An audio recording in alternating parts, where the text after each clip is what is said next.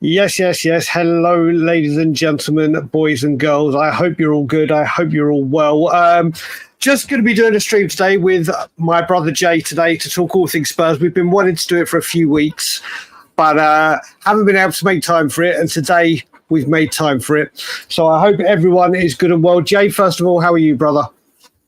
Good. Getting stressed out with the transfer window, but it's just, again, the same shit, different window, isn't it? So, yeah.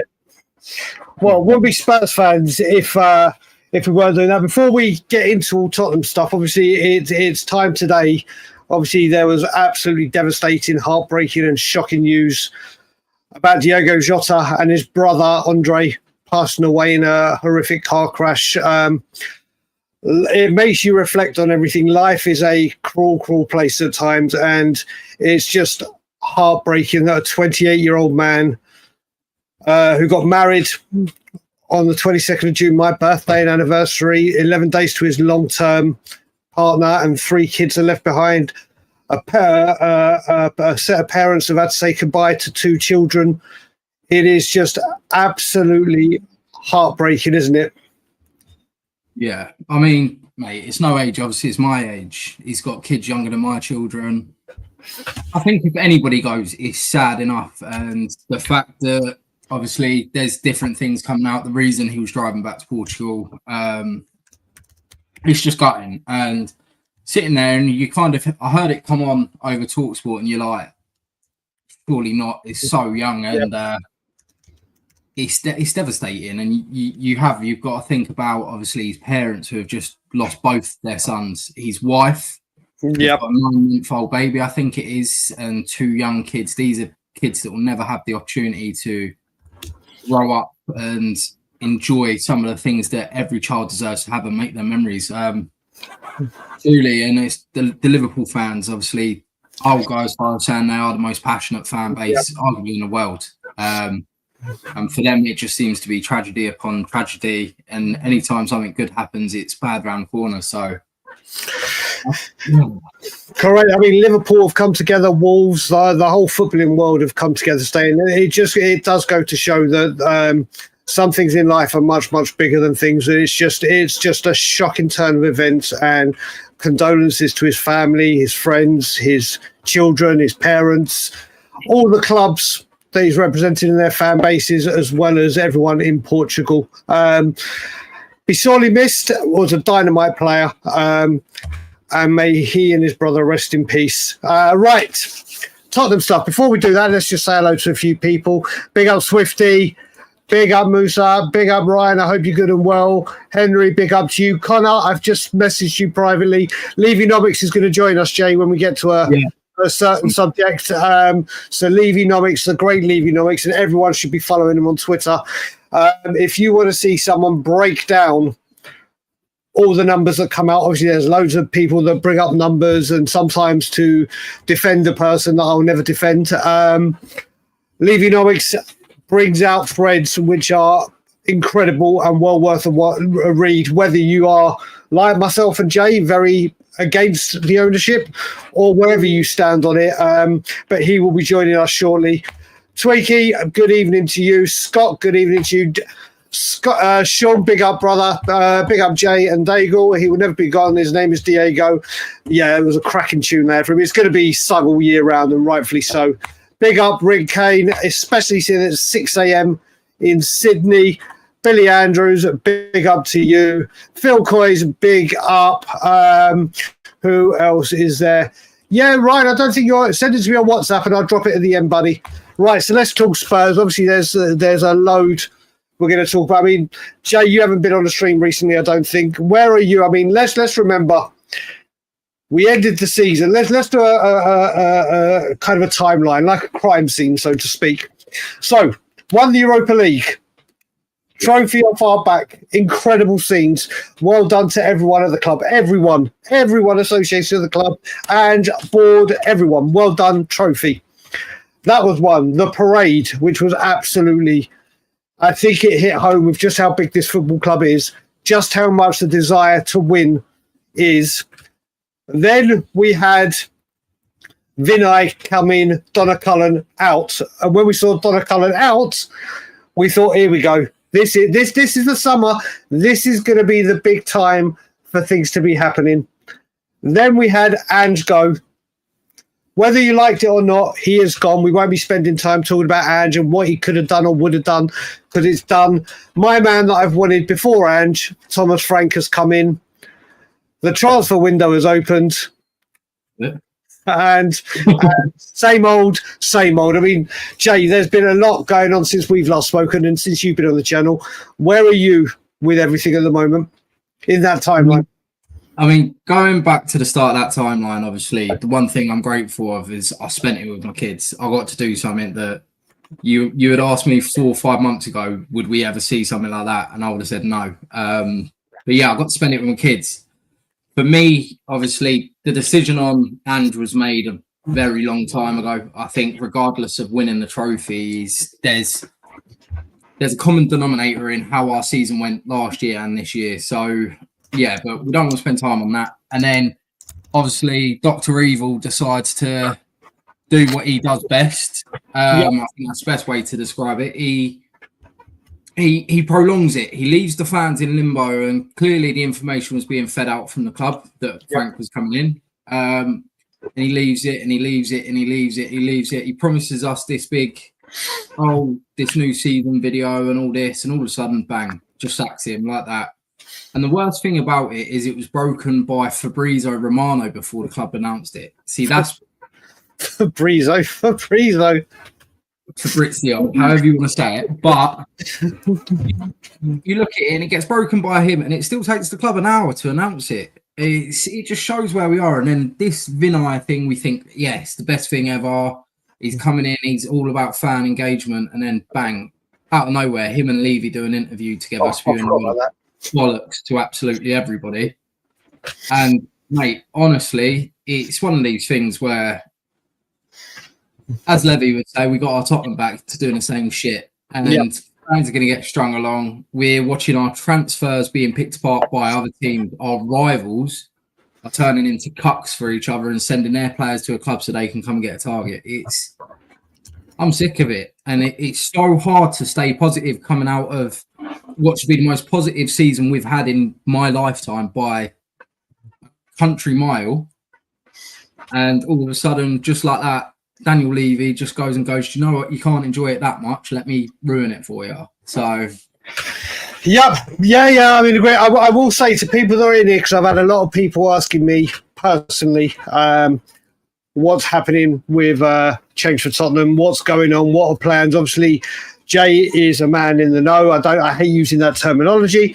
So we will be talking Change for Tottenham right at the end of the stream, because obviously we've got to remember, people, summertime, they've been on holiday, going on holiday, they all have kids, or a lot of them have kids, but there will be things happening. We'll discuss it anyway. So if you have any questions or anything, put Q and a dash so we can go through it at the end. But we will be talking Change for Spurs. I mean, first of all, Donna, I mean, let's go in that chronological time order. When Donna Cullen left, it was one of the happiest days for me as a Spurs fan. The end of her, and it looked like a big domino had fallen, didn't it, Jaay? Yeah, I mean, you look at that whole, I'd say 4 days. You watch Levy's legs being cut out from underneath him. Yep. Obviously, Connor, who's coming on later, might be able to share a bit more light on it. Obviously, Peter Charrington, who's coming in, is Joe Lewis's nearest and dearest in regards to a lot of his business in, obviously, ENIC have been dealt with through him. So it's an interesting thing, and obviously with that, it could change something. But Donna Cullen going, it's like watching the Wicked Witch of the West get paced out the club, and obviously everybody see the video at the protest where she ran through the middle of the crowd, and whether or not the fans pushed her out, whether or not she was always wanting to go, regardless, she's gone, and that's the main thing. She is gone. Yep. And listen, it was a big thing. Then obviously the Charrington move. Obviously, what's his name left as well? Cullercott. So people were starting to think, all the takeover talk. Here we go. We might as well just skip forward to the transfers, mightn't we? We might listen. We might as well just do it. I mean, there's one more we could touch on. Looking at that, you, whatever you want to crack on with, let's crack on with. I mean, you look at. I don't want to talk about other pods, but there was an interesting pod last week that come out about the failed Qatari takeover. Oh yes. And you know what? If you want to listen to something that's going to anger you to the point of we could be potentially stuck under this guy forever, it's that. Obviously, I won't talk on it. Yeah. But the things that come out describe exactly why me personally, and I dare say a lot of fans, hate the guy. And it's just due to the, I believe the word was egotistical narcissist. And that is what he is. And sort of seeing his legs going from underneath him in Cullen, Colcott, and Scott Munn, whatever that Scott Munn partook in this club. Watching them get chopped away from him brought me great satisfaction. I've loads of people sent me that stream. I haven't watched it yet. I do. Oh, sorry, listen to. I heard a couple of things, Jay. I'm sure you heard them as well. One of them was he wanted to stay on as chairman for X, Y, and Z time, and they're like, no, it's fresh, complete buyout. And the other one I heard is that he wanted to keep the rights to the stadium and own the stadium if they got him out. So he still earns off the non-footballing events and everything. It's just, he just moves the goalpost, doesn't it? Every time. It clearly see. I mean, Jay, I think when you saw it, it clearly seems like there is a power struggle between him and the Lewis family right now, doesn't there? I think if you've got to look at it pragmatically, I think realistically, whilst Joe Lewis is still treading earth, we're going to be stuck with him for the simple fact of obviously the 70% ENIC own. They will never force. You can never force Levy to sell what he has. He will always be a minority holder. ENIC will always be a majority holder. But the thing is, if say for example the Qataris brought this 70%, they could come and vote him off the board. But some of the demands that come out, it was 350k a year for the rest of his life. It was his own executive box at Tottenham for the rest of his life. But they said he'd come back 3 or 4 times with different demands, each time demanding something so stupid to the point of they went, do you know what? It ain't worth it. And apparently, according to the rumours, it was a legitimate, they wanted the club. They wanted to improve Tottenham. They wanted to improve the housing in the area. They wanted to create more jobs. And do you know what? Baldylocks went and bollocks it up for everybody, didn't he? So, yep. I will say very quickly, Eugene, big up to you. We will be doing the second episode of To Frank or Not to Frank next week. It was meant to be yesterday, but I had loads of stuff going on, so it couldn't be done. Right, do you know what? Let's deal with transfers and everything to do with what's going on. Obviously, Levynomics will be coming on in about 15 minutes, and we'll have a chat, and he'll be able to put his findings ahead. Transfer market. What's your overall thoughts of it so far, Jay? Transfer market. I mean, to be fair, no. I'm going to be naive in saying it. Tell is somebody I believe in Frank's system, not in Andrew's system. Correct. Might benefit, and I mean benefit heavily. I feel like at the moment it seems to be Kudus who we've got our eyes fully on. Yeah, I could never ever see a world where obviously Gold and Levy done business, but then again, it looks like there's some legs behind this. But it's like the Pedro Neto situation all over again. We are waiting for somebody to come in and go, oh, but we was trying for him, and it's going to be too late. And we go on tour in 26 days. We leave the tour, and at the moment, Thomas Frank's getting what Ange had minus Kulusevski. So I'm just hoping that something's going to change in the next couple of days. I mean, it's gone quiet on the Kudus front, which sometimes for us is a huge benefit, but we'll see. Yeah, one of the things I've seen recently, which is getting on my nerves, or not on my nerves, but people are saying, like what we're saying all of a sudden, we're with Kudus and we're waiting for Chelsea, and then Chelsea come on and they'll hijack it. But they're saying this is what big clubs do and this is what goes on. But you look at it, everyone comments and praises Johan Lange for keeping things quiet. Everything is kept quiet. No one knows about deals that go on, like the Japanese guy, like up Bergvall, like other guys. But then when it's the big players, all of a sudden we lose out from them because Spurs make it nice and noisy and don't do things quietly. You look at it now, like you said, we're going into this, and Man U have strengthened, the Filth have strengthened, Chelsea are doing what Chelsea do. Their team photo, they need to have about 7 rows of players now. Forget the 3. They'll be, even the promoted teams are doing things, and we're here with money to spend, revenue coming in, and obviously Levy ENIC can go into this a bit more, but it just gets to the point now where you think this is the same thing once again happening, isn't it? Mate, this is the thing. Obviously, everybody says land's working in silence.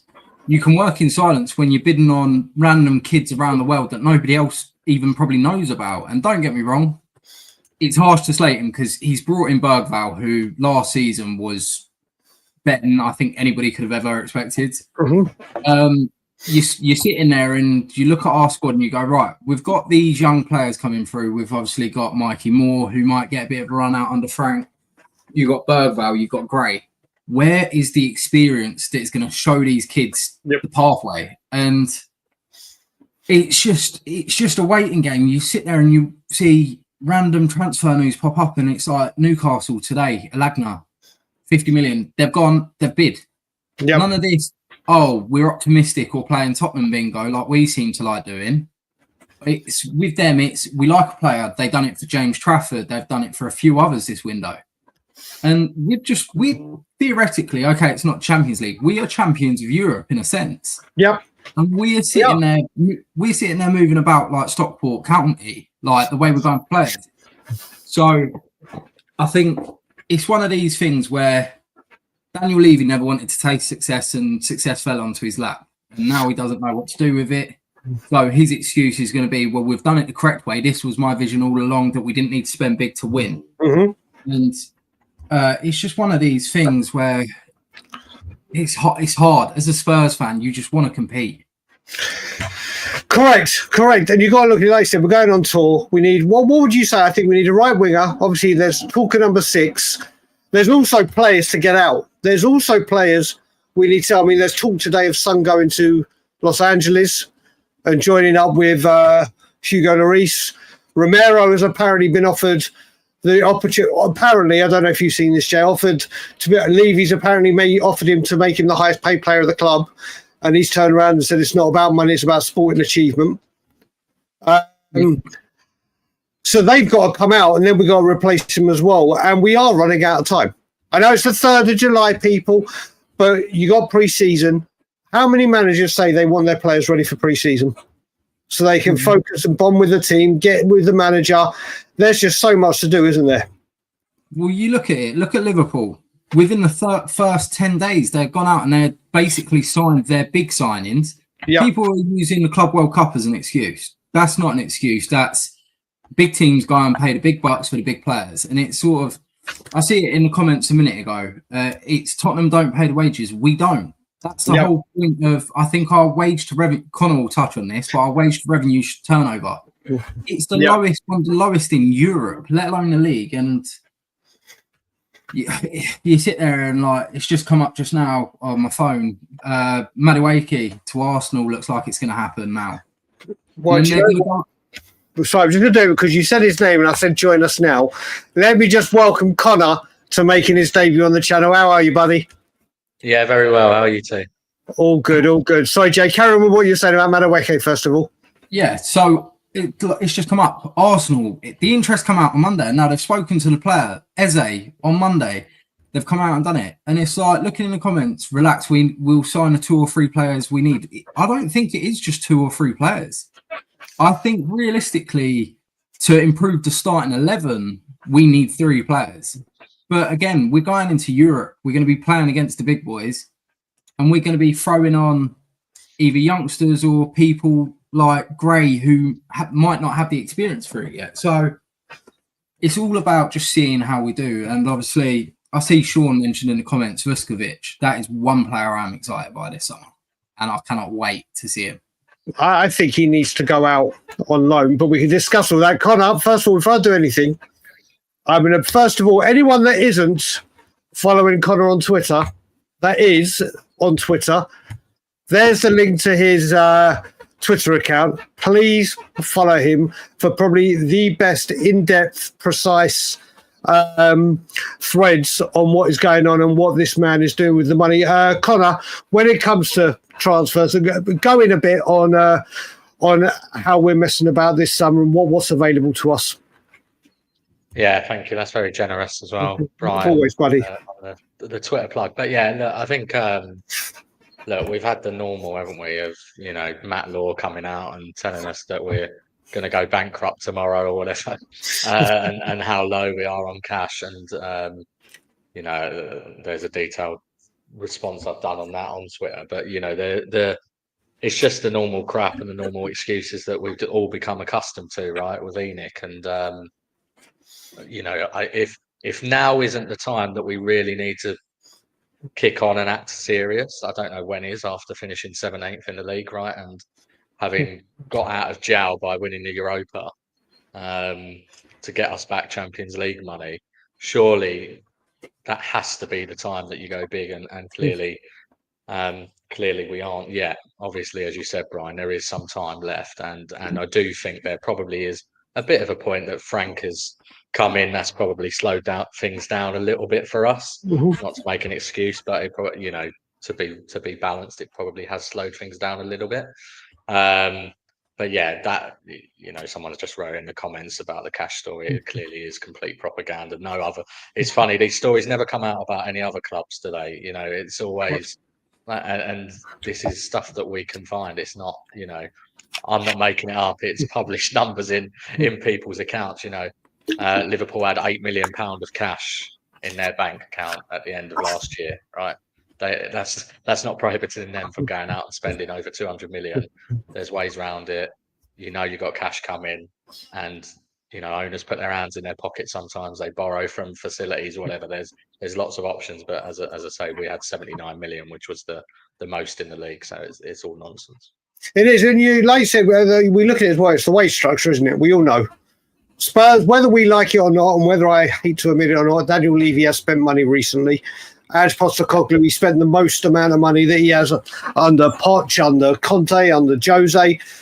Even though Conte had the 150 million war chest, you have to do that with war chest, that we didn't get to spend. But now you look at it, and like I said, people know I never when it comes to the numbers, it's you, Sean Butlers of this world, that are just brilliant on the numbers. I never claim to know that side of it really well. But when you look at it, and Jaay, I'll come to you after Connor.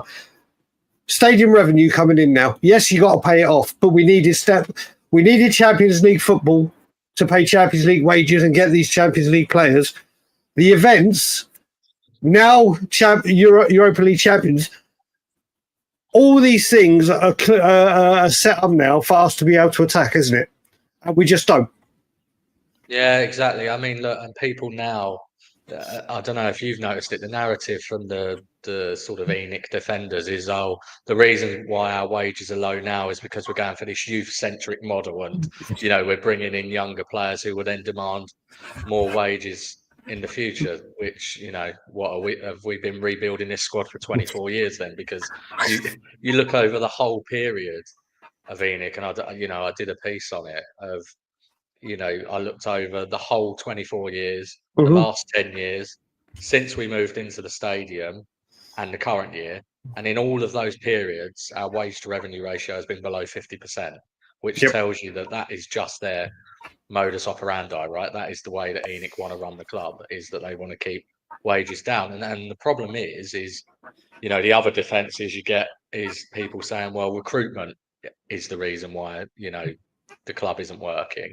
Well, if you continuously don't pay the wages, you're going to have more misses than hits, aren't you? Because, when we shop in the market for a £60 million player, on the odd occasion we do it, we're not also going, other than Ndombele, which is the only exception, and obviously that, sometimes it goes wrong, but we don't go 60 million plus 200 grand a week, do we? Typically, it's 60 million plus 90 grand a week. So you're always shopping in that sort of second tier of 50, 60 million pound players. So you're going to get these misses that we get. These things go hand in hand. The poor recruitment often is directly a consequence of the model that ENIC run, which is to not pay wages. Yeah, I mean, Jaay, what's your thoughts on it? Yeah, I mean, you sit there and you look at it and you look at who we have signed, for example. Prime example of that is Ange spent the cash.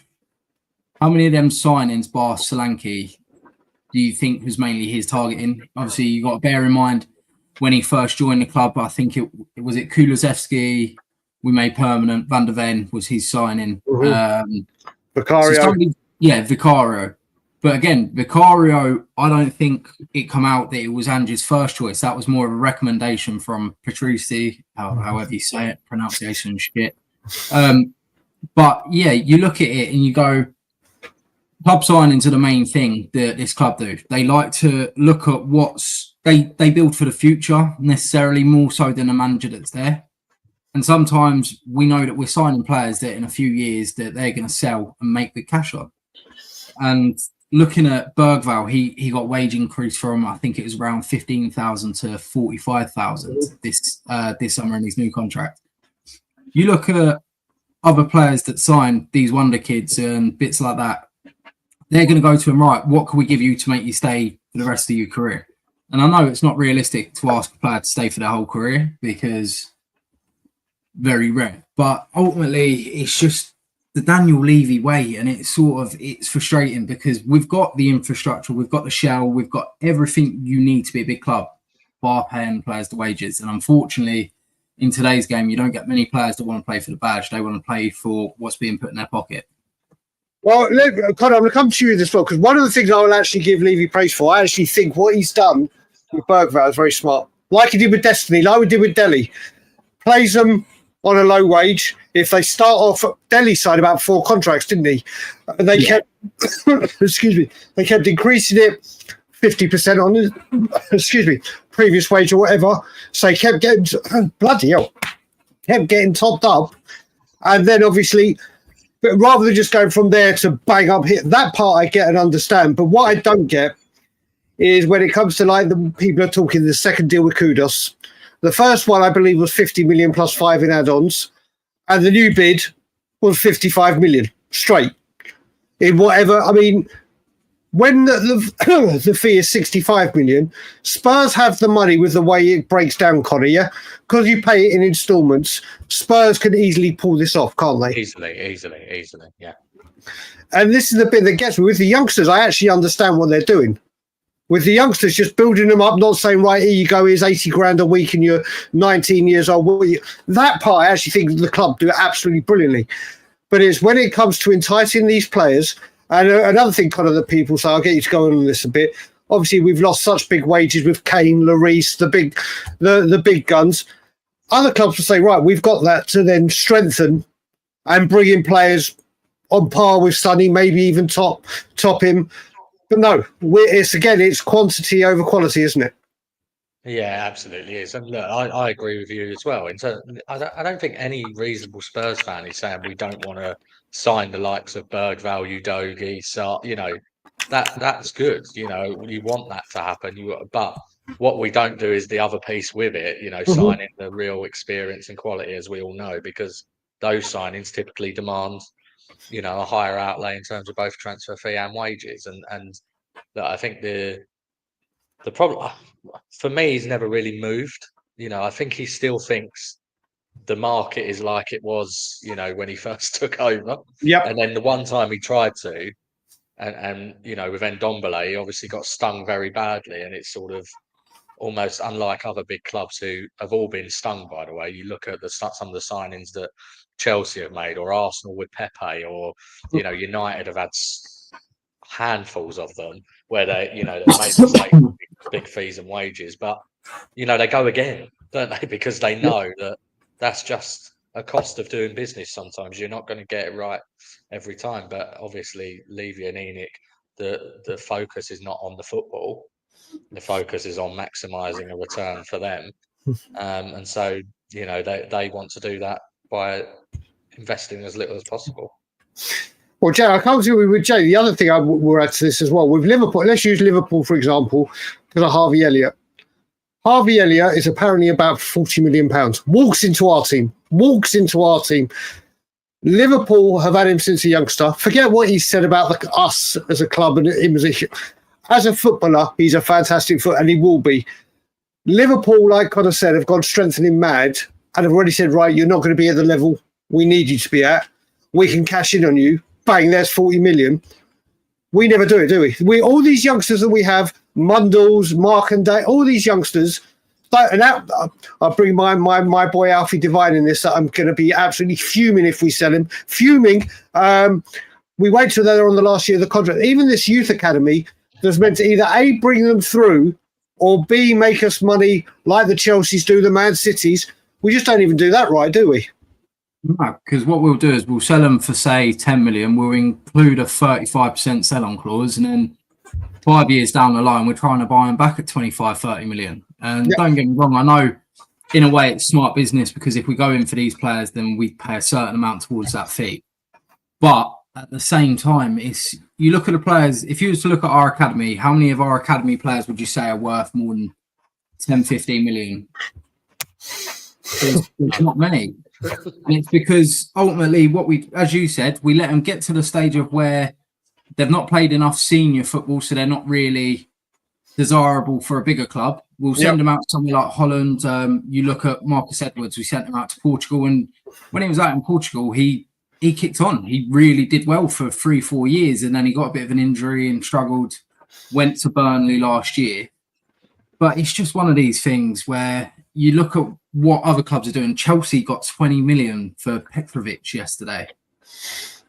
He's their fourth choice goalkeeper, and they're getting 20 for him. You look at the stuff that we would try and shift this season. I think you've got 2, maybe 3 sellable assets that are realistically going to go. And again, it comes back to the wage. If they go, that's 2 of our biggest earners instantly out of the club. Is that money going to be reinvested in wage structure or transfers? Of course it's not. It'll just go missing. You're right. Do you know what? There's a couple of comments to bring up, Connor. I'm going to get you to answer one of them. I don't know if you've actually done one of these, Connor. This isn't the question I'm going to get you to answer. I'd love a proper analysis of how much ENIC have transferred out of the club to associated companies and their purpose. This is what needs to be. You've done something on this, haven't you? Yeah, I mean, it's an hard one. It's quite hard because there's a whole mixture of, if you look through the structure, there's a mixture of UK and Bahamas-based entities, either in the Tottenham structure itself or in the wider ENIC structure, and obviously getting any information on anything in Bahamas is actually impossible. And then Tottenham take advantage of a whole host of sort of disclosure exemptions as well. So it's really hard to follow it through. So, but the easier thing to follow through is what Tottenham are spending out of the club's cash on property. That's the one I always come back to, right? And I think people have this misconception that the money that Tottenham have spent on the stadium, trading ground, infrastructure, etc., has all been loaned. Whereas actually, when you look through the numbers, Tottenham has spent a huge amount of the cash it's generated from its own operations to help fund that as well. Because the loans that Tottenham have taken out is only about 800 million, right? And we've spent, I think it's almost 1.5 billion on capital expenditure. So this is stadium as obviously the biggest proportion of that, but also the training ground, the hotel as it's starting to kick off, the properties, everything else. And so that means that ENIC have basically spent over 500 million of cash that's been generated from Tottenham on capital expenditure, which is more than what they've spent net on players in the last 10 years. So that just sort of tells you about where their focus is. And obviously one could argue, the counter argument to it is they're investing in all of this stuff because they want to try and generate money in the future. But I think the difference with the way that ENIC have done it to maybe some other football clubs is it's been fully funded by either loans or by Tottenham's cash. They haven't put any of their own money in, particularly other than 97 million a few years back, which is minuscule in the grand scheme of that 1.5 billion. And they're going to be massive beneficiaries of that. Go on, Jaay. Am I correct in saying, Connor, as well, all of the debt is actually in Tottenham Hotspur Football Club. None of it is linked to one individual. So if they were to sell, they sell for pure profit and walk away debt free. Yeah, they will. Yeah. So when ENIC sell the club eventually, please God, in the near future, the total amount ENIC have put in terms of how much they bought the club for, and then the sort of subsequent buying up of shares, plus the amount they've actually injected through the share capital, comes to about 250 million. All right. When they sell it, bearing in mind the club will probably sell for somewhere between 3 and 3.5 billion. I don't think it'll be 5 billion, as some people talk about. It'll be 3.5 billion. They'll get 86% of that, or just over 86% of that. So they'll get about 2.8, 2.9 billion ENIC off of a 250 million pound investment. It's not bad work, is it? Oh, do you remember that scene in Only Fools and Horses when they've just won the lottery and Del Boy goes, "We've had worse days"? That is the epitome of that. And before we get back on track, I just want to say the reptile keeper has just put one in. Big up to you.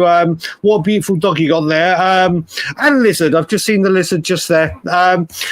Surely we can afford to raise the wage expenditure overall by 10%, and the club would hardly feel it.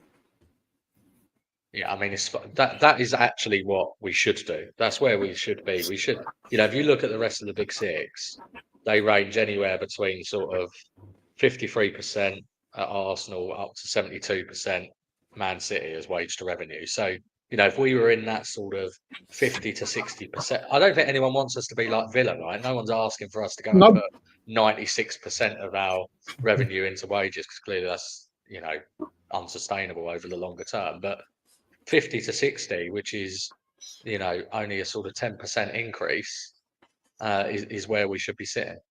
We should be. I mean, Jaay, I'll come to you with this one because I get Connor to go after her. I keep saying, with Connor saying as well, that obviously they keep looking at the future. When it comes back onto the football pitch, they keep building the team for tomorrow whilst the rivals build the team for today. Every team, I don't think any of us three or the 75 in the chat currently would care if we bought a couple of youngsters, if 2 or 3 first teamers walked in immediately with them, like Liverpool did when they signed these people. You look at Liverpool when they had that Sane, Firmino and Salah, they brought in striker after striker to keep it fresh, we don't do it. We continuously, every time, how often do we reckon we've heard at this time of the year or during the season, in 2 years we're going to be brilliant. In 2 years we're going to be brilliant. It's just it's the Tottenham cycle. We know what happens. We get a good player who, it started off, let's go back to the days of Modric. We knew how good he was. We knew we were getting big money. Did we look to replace him? No. Berbatov, you turn around, you sell our best striker, and then you bring in 2 cheaper, and I mean a lot cheaper standard players. And then you look at the investment over the years into the youth academy. Obviously, we've got the striker coming over from Ireland in January, Mason Melia. We've got all these academy players that, okay, they might be great in under 21s level. We see this year exactly how hard it is for an under 21s player to adapt to the league. Mm-hmm. And you go, right, if we're bringing in a Mason Melia, there's another lad from Leeds who just signed. I think he's 15 or 16 from Leeds. Yeah, 7-figure sum we've paid for him. So that's £1 million or £2 million. You sit there and you go, all of these £1-2 million players that we do sign for this academy, you do say 10, 15 of them. That's already a 30-40 million pound player that could be coming into the first team and helping us kick on. So it's just seeing how this strategy changes. And unfortunately, whilst Lange is here, it seems to be his specialty is getting the kids in. And again, we see how power hungry Levy is. He's flying over to Germany to bring in bigger and older players. And it's a kick in the teeth just knowing that our transfer strategy is up there with one of the worst. Bearing in mind, I think it was 2 years ago, we said, we're going fully data-led. We're going to trust the data. We're going to bring in experienced players that show well. And we're not. Connor, what's your thoughts on it, about the always building the team of tomorrow? No, I think it's right, but I think it's because it suits the way that they want to run the club as well, doesn't it? It sort of goes hand in hand because, as we said, those more experienced players, one, are less likely to have sell-on value, and two, are going to demand bigger wages, both of which are at odds with the way that ENIC want to run the club, unfortunately. And you know, Jaay touched on it earlier. The reason why we all get so frustrated is because we've now got the platform there to really be a super serious, ambitious football club. You know, I make the parallels with Newcastle. You know, with Newcastle being bought by the Saudis, they don't have the platform, right? So they're restricted by PSR and everything else in terms of what they can spend. Saudis, funnily enough, haven't really done some of the cheating stuff that we've seen with Villa and Chelsea, because I think they're so conscious of trying to be whiter than white with the whole sports washing piece at the moment. So, you know, if the Saudis had come in and bought us, they could have gone mad in the transfer market, right? They could have gone and done a 250, 300 million pound transfer window, and we'd be absolutely fine. So this is what's frustrating for us, because we know we've got the platform there, but we've got owners that have no ambition to take advantage of it. Well, the thing, I'm going to bring a couple of things up from the filth, and I hate bringing them up before we move on to a bit of change for Spurs, because we're only going for an hour or so, guys. Sure. So, the filth actually broke a record last week for me. If people remember a few years ago when we were in for Trossard, and we put in that stupid lowball bid, whether you liked him or wanted him, whatever, that was on the day Spurs played Manchester City away. And I went to that game with Ben Daniel from We Are Tottenham. He picked me up in North London, and the bid was announced. I hadn't got to Birmingham before the here we go, because that's how quick they move. Then you look how quick Norgard moves. Well, again, whether you liked him or not, they knew Partey was leaving. They knew Jorginho was leaving. Zubimendi's coming in. Right, we want Norgard. There's rumours Spurs are about, blah, blah, blah. How quick did that take? How quick did that take? Again, all under the radar. A little inkling that, yeah, there was interest. Bang bid, bang accepted, bang done. Here we go. It happens all the time, Jay, doesn't it? It's one of these things. We're such a slow club in the process, and it's like the second we're interested in the player, it's like we deliberately leak who we're in for, and then, as you said, lowball bids. We've been told the figure is, if they wanted to, they could hold out for his £85 million release clause. We've been told they're willing to go lower. We know Chelsea had a problem 3 days ago where they had to sell to buy. And in the space of us just having a word with Kudus, Chelsea have now started to shift out these players. And I guarantee to you, if it comes to it and they get told we want 65 million to get the deal done, Chelsea will pay that 65 million up front, no questions asked. And again, all of our eggs seem to be in the one basket, because Eze, whatever happened there in regards to whether or not he was a target, wasn't a target, regardless, losing out on him stings, because he's such a fantastic player. Yeah. And going to them guys, again, it's them going strength to strength to strength. And we sit there, and if we lose out on Kudus, who is our next target? Well, you look at it, Jay, and obviously, Conor, you can come in as well. And right wing, we all know, I think it's plainly obvious, right wing is an issue that Spurs are trying to fix. Brennan Johnson's going to be more central. So, Mbeumo, links, obviously, because of Frank and whatever, and quality player, United, that's gone. Then you mentioned Kudus. Semenyo signed the contract. I think there was another one, I can't remember who it is. Eze, we don't know about, but obviously that's a different part of the pitch. Who was that, Jay? Semenyo from Bournemouth. Yeah, who's just signed a new contract. These options are drying up, aren't they, Connor? Yeah, they are. And I mean, look, I think the problem is, you know, with the Semenyo one, I think it's a bit of Bournemouth have already brought in a lot of money, right? So they weren't in a position where they were exactly. And I like him as a player, but I did think the rumours of 70 million was toppy, right? If we're and you know, as I say, they brought in so much money, they didn't need to sell him. I suspect that new contract's got a release clause in all day long, right? I think that's got a next summer we'll sell you for X if someone comes in. A gentleman's agreement, Connor.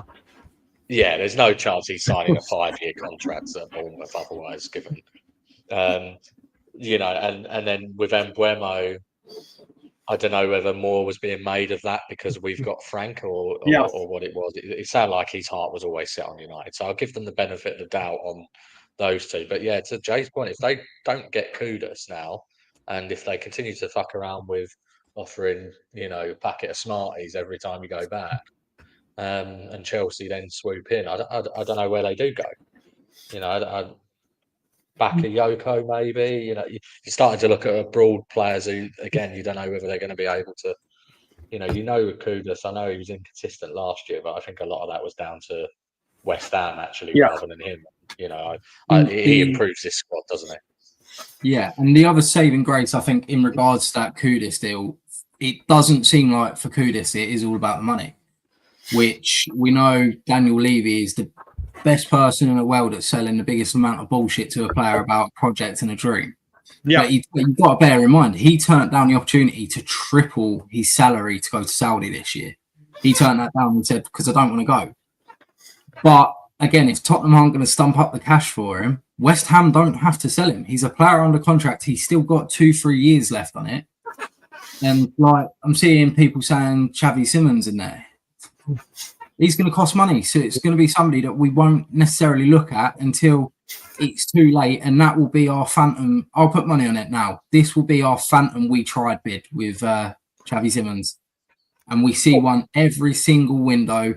We love this player. We're going to go and bid a stupid bid for him, knowing full well it won't happen. So, yeah, for me, if we don't get Kudus, we genuinely, we need to be looking. We might be having a look at the lad who, what's his name? Dan James from Leeds. Well, mate, you know what? Part of this, Joe, it's actually worked out the perfect way to segue into good old change for Tottenham.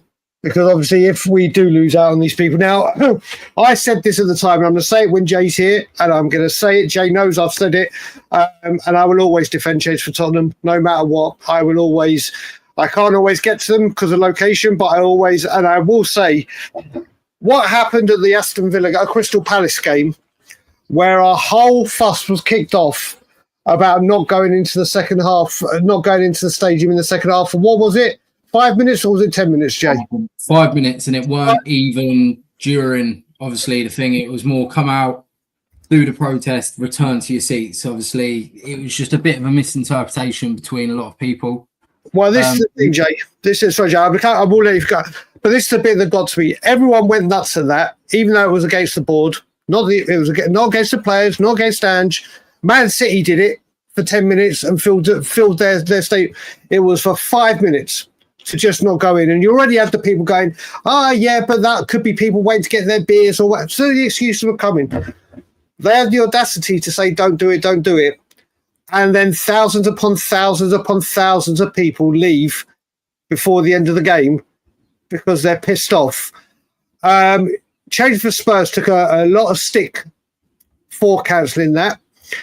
And they don't, listen, I will always defend change for Tottenham, and no matter what. And I think now with what's going on, obviously a load of people, Jay, are talking about already like what's going on, has anything happening. And I will caveat, like we said at the beginning, we have to remember all the incredible work Change for Tottenham do. They have families, they have jobs, it's the summer holidays, they have kids that they've got to look after or going on vacations. Sorry, holidays. I spoke North American. Holidays. So there's been a lot going on, but obviously I'm sure, Jay, you guys are getting a lot of people asking questions at the moment. Yeah, I mean, obviously in regards to the protests and stuff, we're in unfamiliar territory. I think finishing 17th and winning the Europa League, you're caught between the pinnacle point of most of our lives as Spurs fans and then probably one of the lower points. You sit there and you've got to digest the. If we had lost that final, could you imagine what would have come our way? We would have been the blame for everything. You're negative. You're this. What we done is what we had to do. Obviously, we put the tweet out saying, right, let the fans decide. We're not here as individuals to say this is what we have to do. This is what we're doing. And obviously, what we done is we went with that decision, whether it was right or wrong. It happened. We're not professional. We're not paid to do this. A lot of us myself included, spend countless hours on podcasts, speaking to the news, speaking to the media, dealing with the club.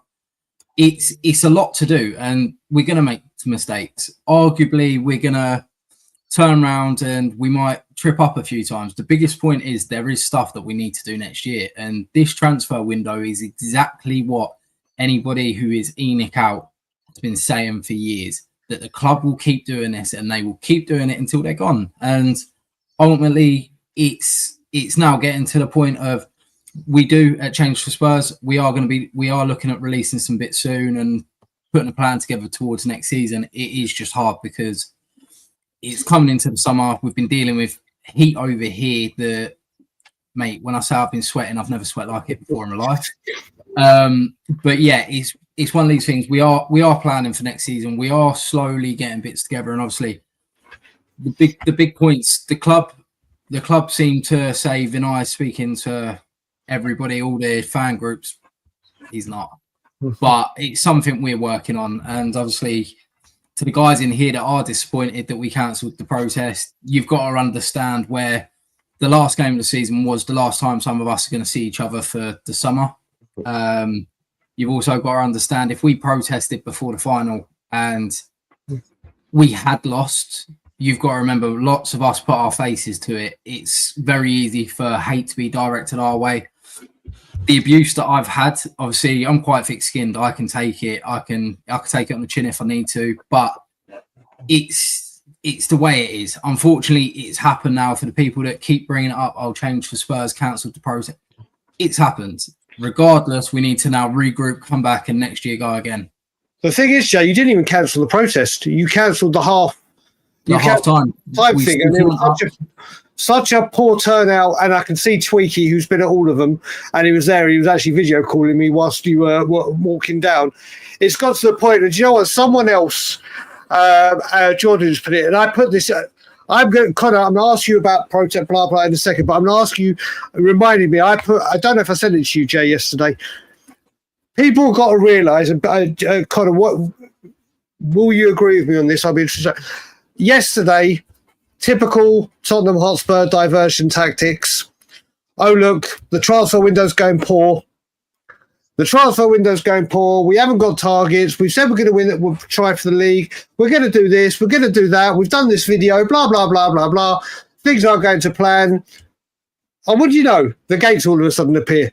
After 6 long years where 30 events got approval from Haringey Council before putting the gates up, shockingly, the gates got applied for first, but they didn't get approved until after the 30 things. All of a sudden, loads and loads of deflection tactics, Levy pressure building on social media and YouTube, whatever. All of a sudden, what do you know? The gates are here, Connor. Is it not typical 101 Levy? It isn't. But part of me wonders whether he would have ever done that. You know, is that a bit of Vinay's pressure as well? Do you know, and just saying, look, why don't we just do this because it's easy and we can get someone to come whack them up in a day? And why haven't we done? There's loads of examples of it. You know, these are all smaller points, but why haven't we got anything that is about the football club around the football? You know, statues outside like they've got the Emirates. Why not name one of the stands, the Bill Nicholson stand? All of these things, although they're pretty small in the grand scheme of things, and they don't cost anything, it's just, you know, easy wins. And I don't know why the reason they don't do it is because they don't care. I mean, look, just quickly on the change for Tottenham stuff, Jay, and you know, I've been at all of the protests, and you know, the work that you guys do is fantastic and thankless a lot of the time, right? And you know, the problem is you get the sort of pressure from both sides, right? In terms of the ones who are real extreme, ENIC and Levy out, you know, will say you're not going far enough on certain things, and then you're trying to get it big enough to be able to, and you're working against the fact that Spurs fans are terrible at mobilising on this stuff. You know, I give the European Super League as an example. You looked outside all of the other big 6 clubs when the European Super League stuff was going on. There was thousands. You know, I remember outside the Emirates and Old Trafford, Tottenham, there was about 20 people, right? And you know, I wasn't there, so I can't. You know, I'm talking for myself. I'm criticising myself as much as anyone else. But you know, so this is the context in which you're working, Jay. So you know, I wouldn't. Never beat yourself up about fantastic job you guys are doing. Yeah. Go on, Jay. Yeah. I mean, it's tough because what you have to remember is obviously me personally, I deal with the full legal side of the club as well.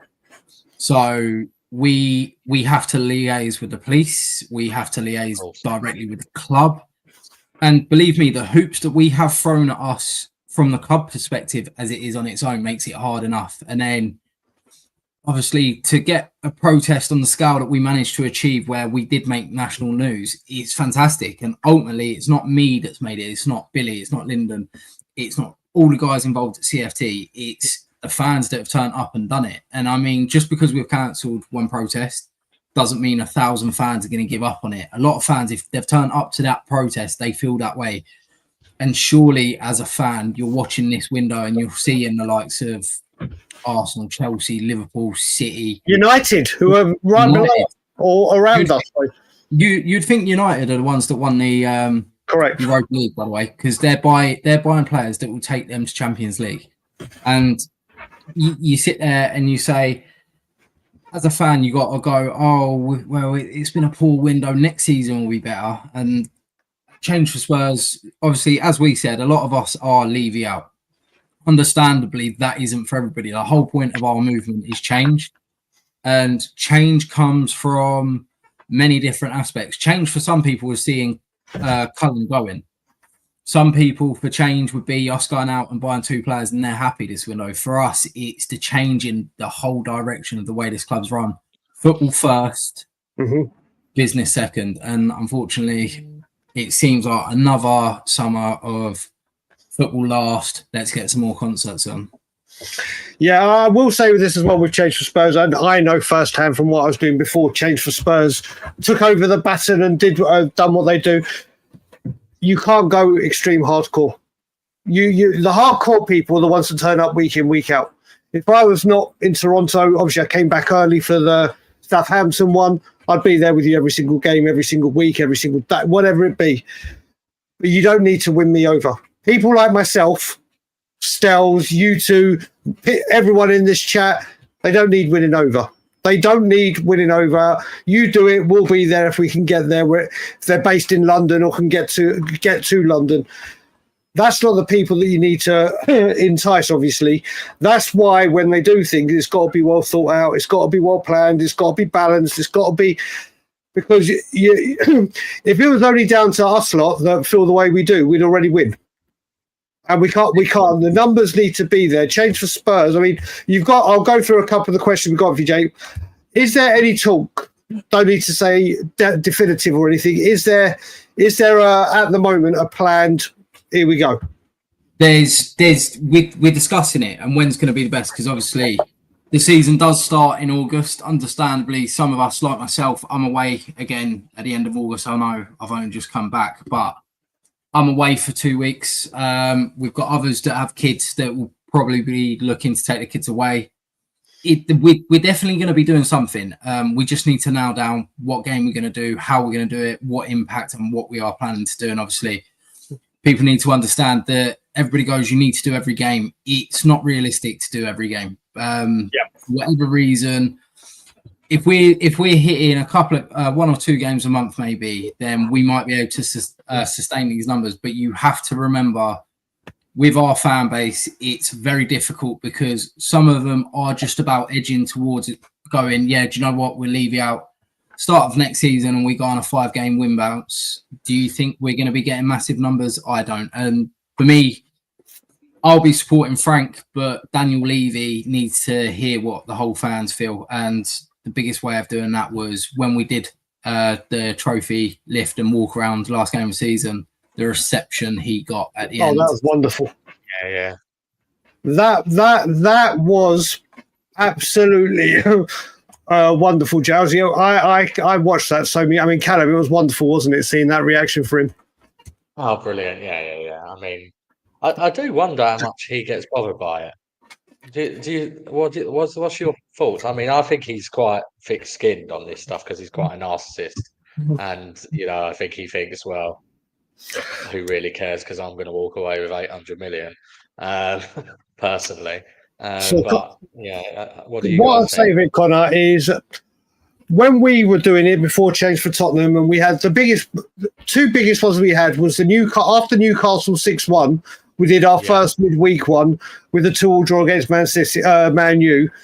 And then the Brentford one, which is the day I want Thomas Frank, because that second half performance where he destroyed us. And that's when his wife rubbed his knee and everything. And then he said in the AGM or the fans forum, whatever you want to call it, this doesn't get to me. Says the man that turns the music up at halftime and full time to WWE entrance music levels. This is the man that literally tried to get the balloons down, the banners down, everything. It gets to him. He just doesn't like to say it. What I was going to say as well with the protest as well, Jay, take it from me. I remember. Do you remember when I did the first training ground one? Yeah. January for 16 days straight. It was really gathering pace. And then on deadline day, Kulusevski and Bentancur came, and it wiped out everything. Like what happened, like with you with the halftime, whatever. If you're going to do what I would say, transfer window while it's opened, if you do it, obviously the hardcore will come. But if before that, and then we go and sign 2 good players like we did at Bentancur and Kulusevski, this fan base will go, there you go. That's what I wanted. It's got to be very, very carefully when you do it. Yeah, this is it. We're fully aware of. I don't think it's the way to explain it, but we do have a lot of fair weather fans. If it's going bad, they want to be behind it. The second it changes, you're in the wrong for sticking the way you are. But ultimately, I think a lot of fans have wised up now to the repetition that this club produces, and sort of, I want Thomas Frank this window to get where he needs to compete. If he doesn't get it, then of course the protest side of it next season needs to be bigger and louder. I still believe, regardless of if he does get the signings, it needs to be bigger and louder. And touching on you saying that he doesn't get bothered, I don't think he does. I think ultimately he'll sit there and might have a bit of a down look on his face, and then he'll go back and he'll go, my bank account's healthy. We've just sold 17,000 pints in one stand and 16,000 another. So I think in regards to him, it's keeping him uncomfortable. And we know from a perspective that on a change for Spurs perspective, he wasn't comfortable with the protest. We had certain bits that were sent to us via the club. We had concerns from the stadium health and safety team. We had banners rejected for the silliest of things.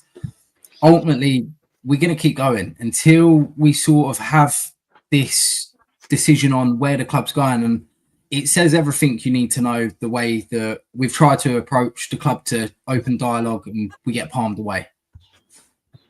Yep. I mean, that hopefully, well, look, let's just hope we do get some quality transfer. I can't believe I'm saying this. Let's hope we do get some quality in. But whilst we're doing it, let's just wrap up with some questions here. Here we go. Connor, who should we be trying to sell and loan if we can, if we have to buy, sell before we have to buy? I hate that saying. Sell before. Who do you reckon is out the door or would be out the door? So I don't think we do have to sell before we can buy, if we're actually being realistic. But let's assume we are for this exercise, and because of the way we know ENIC operate. But yeah, for me, I think it's time for Son to go, and I say that with, recognition that he's an absolute legend of the football club, and in my lifetime has been our best ever signing in terms of longevity and loyalty and being world class at his pomp and everything else. But I don't want to see him tarnish his legacy, so I want him to go with everyone's blessing. Basuma, I think it's time to go as well. He's only got a year left. I think that's another one you can get rid of. Solomon, I would sell, because I think we've got enough average wingers for inside forwards, and again, that's someone you can get money for. Richarlison could go as well for me, because he's not available enough. So I think there's plenty of examples of players you could sell. Loans, I think for loans, that's more sort of the younger players. So your Donnellys, maybe even Mikey Moore, I'd be tempted to loan out, because I don't think he's physically quite ready yet. Agreed. What about you, Jay? For me, the first name out the door has got to be Richarlison. Sellable asset to an extent. Everton fans seem to absolutely adore the bloke, and he seems to adore them, which is completely fair enough. But ultimately, I don't think he is good enough for our squad in the sense of availability. So for me, he needs to go. I pretty much agree with them, bar losing Romero, I think sets us back 2 years minimum. Yep. Regardless, I would sooner see Levy be firm and demand 80 million for him than go, do you know what? Yeah, you can go. And as for the bloke who's releasing all of this information from Argentina saying, oh, yeah, Romero said this, Romero said that, it's probably true and it's coming from Romero's agent. Yep. But the true fact is we have a valuation of a player. If we let him go for less than that, it just shows where we're at. So for me, and then obviously the loan wise, I'd be looking at getting Jamie Donnelly out on loan in a championship side, giving him a good run out, seeing how he gets on. Obviously, massive fan of his, have been for a while. Mikey Moore's a bit different to you guys. You look at him pre whatever health condition he did have. He was really kicking on that AZ game. Even Madison said it. He said he's never seen a teenager with the confidence and flair. He seemed to come in. Moral was on its arse at Spurs when he did finally get his start. I think it was against Aston Villa, and everybody's cast judgment over the game where you've got a squad of 11 players who, in Angie's word, prioritised a different game over that. So I'd like to see how he gets on between now and Christmas. I'm not saying start him in league games, but certainly if we've got a few little cup games that he can have a run out in, get him out in them, give him a chance and say, right, you've done okay towards the end of last season. But again, it goes round. What assets that did play in that first team are going to be going out on loan? You've got obviously Jaay, who went out on loan, I think, recently. Doncaster. Doncaster or Darlington, I can't remember. Always get them mixed up. Doncaster, there you go. You've got Dorrington, who's, I don't think he exactly set the world on fire whilst he was up in Scotland. And then obviously Dane Scarlett, we have to keep him regardless anyway for homegrown club trains. So for me, it's stripping out any sellable asset. If we can get 15, 20 million, that's for Solomon, that's money on. And I don't like to mention it, but politically, the club, I can't see a way the club will allow him, well, not allow him to play, will take the risk. Which is unfair because ultimately he's a player, but I see both sides of the pinnacle and it's hard to describe. But yeah, for me, it's just getting money for the players that we can. But again, we have to reinvest that money. Correct. I pretty much agree with every single one you said. I think listen, Solomon for me has to go.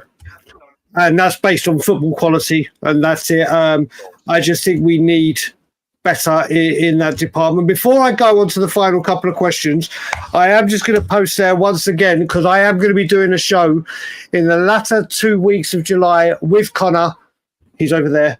With Connor and Craig, a full, in-depth, complete.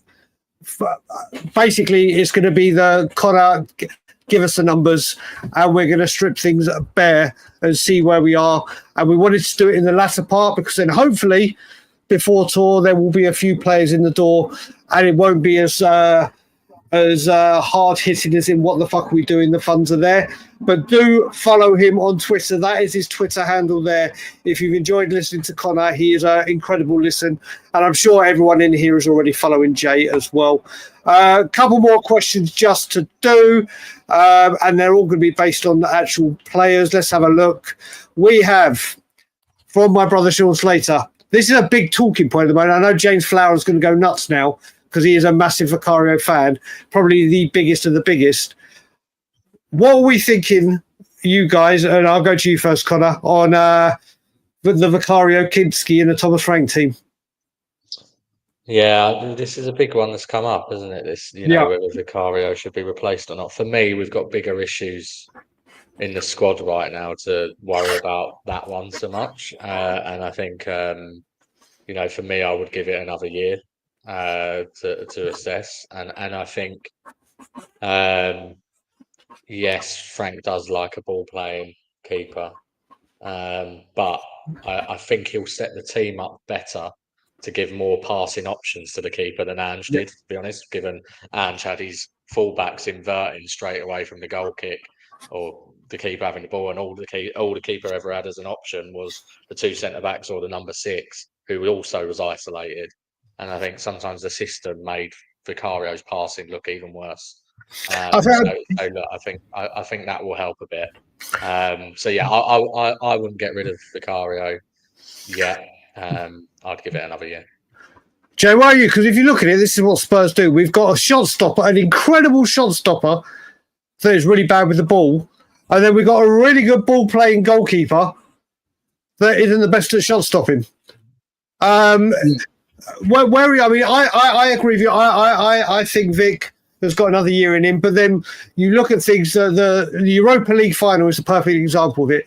The incredible save from Garnacho and obviously the header, but then obviously the Van de Ven clearance doesn't happen unless Vicario was more. If Vicario had been more dominant in the air. Where are you with it, Jay? I'm one of his biggest critics because it seems to be with him, he switches off. And then by the time he switches back on again, we're 1-0 down. And then you look at the ball playing kind of thing. Obviously, with Ange, it was get the ball to the keeper and then get up the pitch. It would be leaving the defensive line so far out. So I think it's unfair to critique him on that. And like, I think for me, I've still got a bit of a soft spot after the Man City game where he played 40 minutes on a broken ankle. He give everything. And if you ask one thing of a player in a Spurs kit, it is to give absolutely everything, regardless of what happens. If them players go out on the pitch and they give 110% and lose 2-0 or 2-1, you're not angry. But you look at how many mistakes he does make. I think Frank will make a decision fairly quickly on whether or not he wants him. I don't think he's somebody that will go this window. I think certainly if he does start pissing about like he seems to any other time when it means something, then yeah, I think Frank will be looking at Kinski maybe to have a look. Because Kinski, again, he's a young keeper. He needs to learn. He needs to develop. So to cast Vicario out, I wouldn't say that's our problem position at the moment. Well, do you know what? If we were to if we had got rid of Vicario, it doesn't matter now because I think Brentford have done it again by taking Kelleher from Liverpool.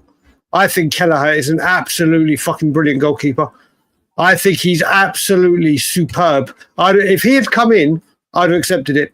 I think Kelleher is just incredible, and Brentford have done it again. But the final question, we know this one's going. Let's try and make it the other way.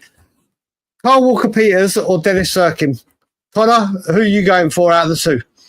Because one of them are coming, aren't they? It's a necessity.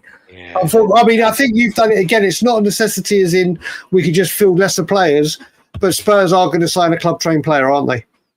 Yeah, I mean, half of me is like, you're better off not just going 22 men into the Champions League squad and you still got, because realistically, are we ever going to get into a situation where one of them has to play in the Champions League? And are you just signing a player for the sake of signing a player to fill another space? But yeah, I mean, look, to be honest, I don't really care that much. I know that's not me not really giving an opinion, but Walker-Peters has obviously done a bit more in the Prem, but we know what he is and he's never going to be good enough. Serkin's a bit younger. I don't get that excited when you're talking about a fourth choice fullback and filling a club trained spot for the sake of filling one. I just think do what you need to do. If they really want to bring one in, but I don't think they necessarily need to, really. Jay, can you imagine if it's the next signing? If it's the next signing, Serkin or... I fully could. I could imagine that would be what we would do. We were trying to get that deal done first. For me, Kyle Walker-Peters, I think it's very common knowledge he has a close bond with a lot of our squad anyway. Slanky and bits like that. So he would be the one that makes sense. Obviously, he's a bit older. He's got a bit of experience behind him. But we get rid of these players. We got rid of him because he wasn't quite good enough to be near the squad. Now we're talking about bringing him back and potentially requiring to have him with the Champions League squad. With Dennis Serkin, he was incredible for under 21s and under 18s when he was there. he wanted to go because he wanted first team football. We couldn't promise him it. So for me, I think that's who I'd be looking at. I don't know if he qualifies as club trainer because he left when he was 20. True. True. But also, I don't know if this is true from Inner Hype. Is he? I know there was interest. I don't know if that's been official. I don't think we would have heard about that, but I know there is definite interest from Wolves, who have money from selling Cunha, from selling Aït-Nouri. So they will be getting one. I can't remember his club train, right? But we are going to wrap it up there, guys. I am going to just quickly put in a brand new channel from my mate Ryan that started a new channel. So I just put it there. If everyone can give him a like and subscribe. Connor, first of all, thank you for making your debut, brother. It has been long. Bloody hell! See, it's good we're ending because my words are gone. It's been a long time coming, but I'm really looking forward to the show in a couple of weeks. I've promoted it a couple of times, but people can find you anywhere else apart from your Twitter handle? No, I'm starting to whore myself out a little bit across various podcasts and shows. So you'll see me a bit coming on those, and But yeah, thanks for having me on. Really looking forward to the show in a couple of weeks, and Jaay, good to be on with you as well.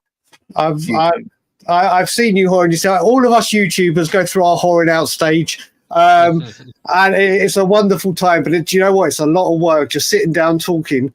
You forget how exhausting it is. But cannot wait for a couple of weeks. Jaay, brother, it is always a pleasure having you on. You know your home is here, and if you ever want to promote anything for change for Tottenham or whatever, at any time near a protest, we'll always do a show together. But thank you for coming on, brother. You're more than welcome. And obviously, one thing I will say to the guys watching, Connor's one of the best accounts to follow. I think often when I start losing my head, he did put a tweet out the other day, which put me into a bit of a shit mood because of how factual it is. He's a guy that if you want the real numbers and figures, none of the stuff that he puts out is bullshit. It's all figures that you can find yourselves. He just puts it into words that us Spurs fans can read and fully understand. So, yeah, Connor, great being on with you, mate. And obviously, Right, always great seeing you. You need to get your ass back from Canada and we need to get up and going. Well, put it this way, I will be back in November, but I have said to myself, if the transfer window is shit, and it is a shit show, I will be back in September. I haven't told the wife yet, so I'm 99.9% there, but her 0.1 is a very, very, very powerful 0.1. Gary Beck's my brother. Of course, I'm going to love Connor. Connor, like Jaay said, puts the numbers out. And yes, they're numbers that more appeal to the way I stand on things. And it's about time someone came out and did it. But he is a great guy as well. And because he's a great guy, and because it's his debut, I've just put it in again, a hat trick for him. Actually, Jaay, I'm going to put your Twitter in as well. I'll put your Twitter handle in as well very quickly. So people can follow you as well. I believe Tottenham on Tour will be back tomorrow on a dual stream with me and Ben from the Coffee House. So let's just put that there. No, I've done it for a fourth time. I went to copy Jaay's. 1 second. Copy link to profile. Here comes Jaay's right now. Not only am I forgetting my words, I'm putting out the wrong links. That definitely is Jaay's right there. So, everyone, I will say have a very, very good evening, whatever you're doing. I would normally end with my, as always, Levy out, but today's not a day for it. It is rest in peace, Jota and his brother Andre, and all the condolences, thoughts and prayers to everyone associated with him. Good night, everyone.